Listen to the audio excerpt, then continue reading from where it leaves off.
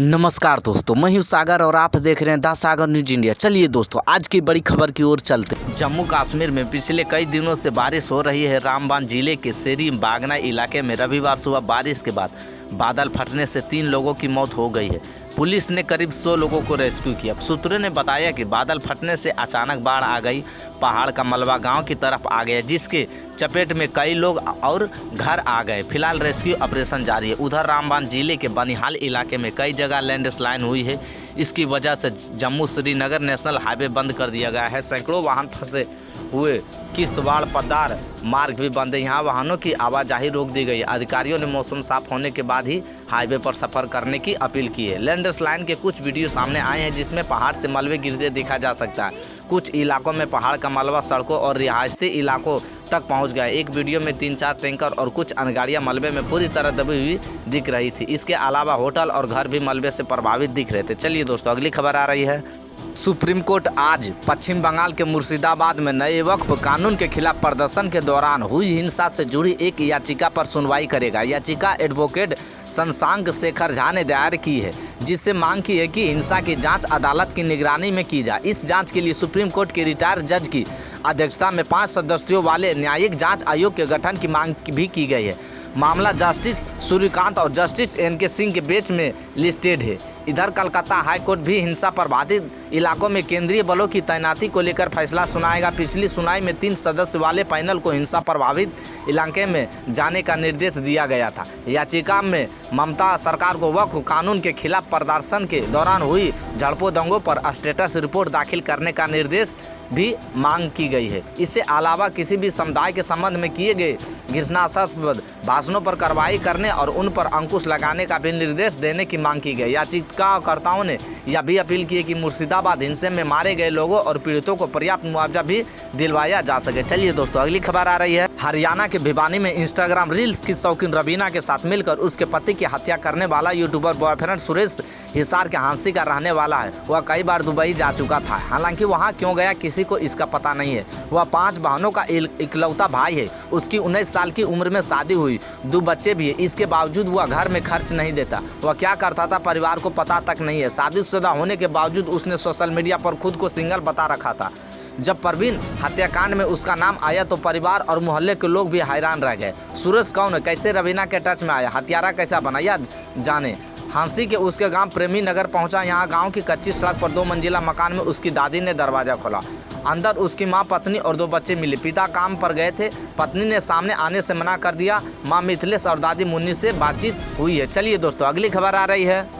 बेंगलुरु के केम्पुगोड़ा international airport पर एक टेम्पो ट्रेवलर की इंडिगो प्लेन से टक्कर की फोटो वायरल हो रही है। यह हादसा शुक्रवार 18 अप्रैल दोपहर का है, जब एक टेम्पो ट्रेवलर खड़ी हुई इंडिगो प्लेन से टकरा गया, जिसमें ड्राइवर को हल्की चोटें आई है।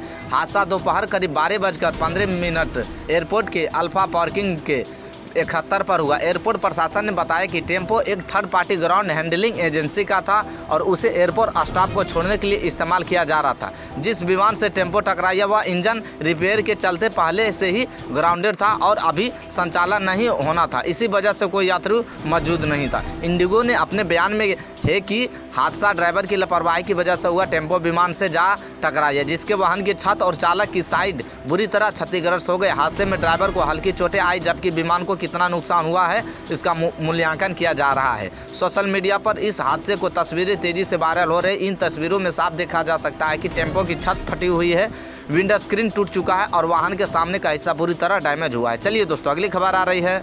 अमेरिका के उपराष्ट्रपति जेडी वेंस आज भारत के 4 दिन के दौरे पर आ रहे हैं। उनके साथ उनकी पत्नी उषा वेंस और 3 बच्चे की भी इस ट्रिप पर आएंगे। वे इटली का दौरा कर यहां आ रहे हैं। उसका प्लेन सुबह 10 बजे जेडी वेंस दिल्ली के पालम एयरपोर्ट पर लैंड करेगा। इसके बाद वे अक्षरधाम मंदिर जाएंगे और पारंपरिक भारतीय हस्तशिल्प देखने की किसी शॉपिंग कॉम्प्लेक्स भी आएंगे। इस दौरे पर जेडी वेंस, पीएम मोदी, विदेश मंत्री एस जयशंकर, एनएसए अजीत डोभाल, विदेश सचिव विक्रम मिस्त्री और अमेरिका में भारतीय दूत विनय मोहना क्वात्रा से मुलाकात करेंगे। पीएम मोदी जेडी वेंस के लिए डिनर आयोजित करेंगे। इसके बाद वेंस सोमवार रात को ही जयपुर रवाना होंगे, जहां वे मंगलवार को रुकेंगे।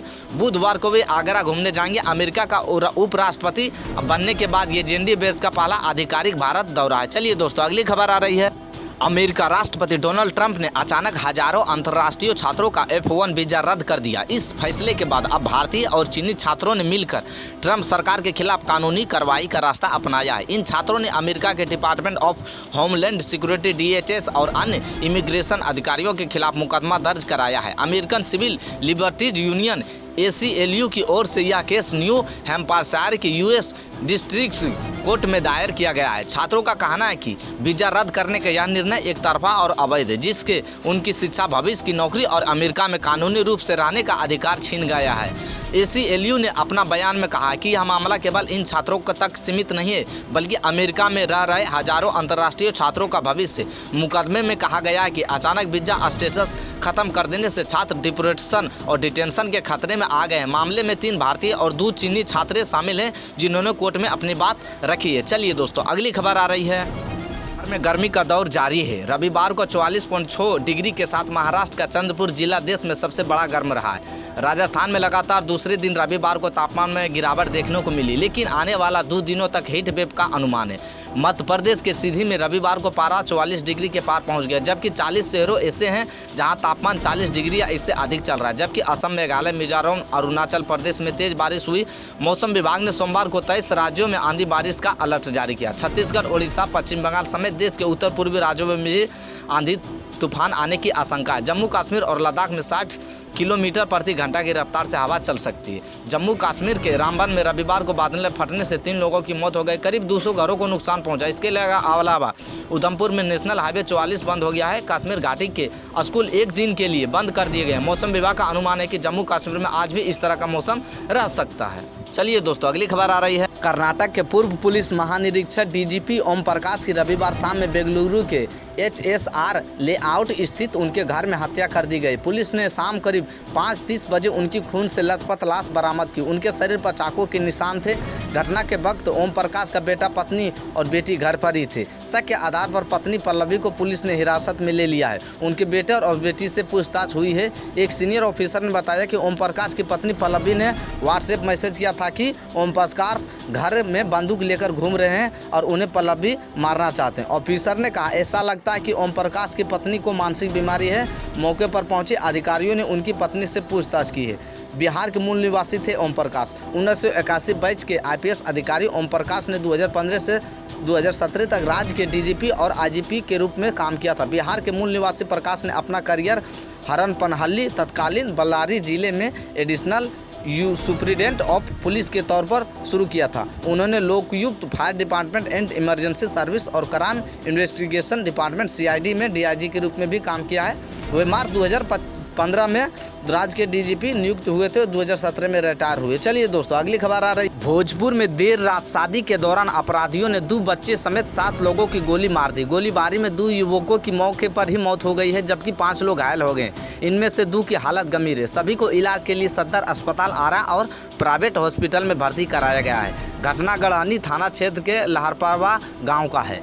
बीती रात गाड़ी साइड करने को लेकर विवाद हुए। थार सवार पर राइफल से गोलीबारी की गई। हालांकि दोनों पक्षों में पुरानी रंजिश से गोलीबारी का आरोप पूर्व मुखिया के बेटे बबलू सिंह पर लगा है, जो लहरपा गांव में ही रहने वाला है। घटना की सूचना SP राज पीरो, SDPO अब्बू सैफी मुर्तजा समेत 6 थानों की पुलिस मौके पर पहुंची। अपराधियों की गिरफ्तारी के लिए छापेमारी की जा रही है। मृतकों की पहचान लहरपा गाँव निवासी संजय कुमार सिंह के बेटे राहुल कुमार 24 वर्ष और सुरेश सिंह के बेटे लवकुश कुमार 23 वर्ष के तौर पर हुई। राहुल के दाएं और सीने के नीचे गोली मारी गई, जो बाएं तरफ से निकल गई, जबकि लवकुश के चेहरे पर गोली लगी, जो सिर से आर पार हो गई। घायलों के अप्पू कुमार, पंकज कुमार, आर्यन उर्फ बिट्टू 5 वर्ष, लब्बू और नारायणपुर थाना क्षेत्र के भूलनी निवासी अभय सिंह। घायल पंकज के सीने में, अक्षय को गोली बाएं पैर से और अप्पू को गोली पेट में लगी है। घायल पंकज ने बताया, गांव में किसान सलाहकार कमलेश सिंह की बेटी शादी हो रही थी।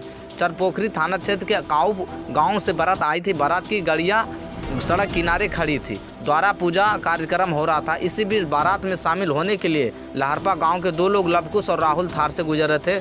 भीड़ होने के कारण उन्होंने साइड मांगा। बारातियों ने साइड भी दे दिया। इस दौरान थार में बैठे दोनों युवक का गांव कि लोग से विवाद हो गए। थोड़ी देर में मामला शांत होने के बाद दोनों युवक वहां से जाने लगे। इसी बीच रोड पर खड़े अन्य लोगों ने अंधाधुंध फायरिंग शुरू कर दी, जिसमें थार सवार लवकुश और राहुल की मौत हो गई, जबकि बारात और लड़की पक्ष तरफ से आए 2 बच्चों समेत 5 लोगों की गोली लगने से घायल हो गए। घायलों को आनंद फानन में अस्पताल लाया गया है। चलिए दोस्तों, अगली खबर आ रही है। महाराष्ट्र के मुख्यमंत्री देवेंद्र फडणवीस ने कहा कि हिंदी भाषा को राज पर थोपा नहीं जा रहा है।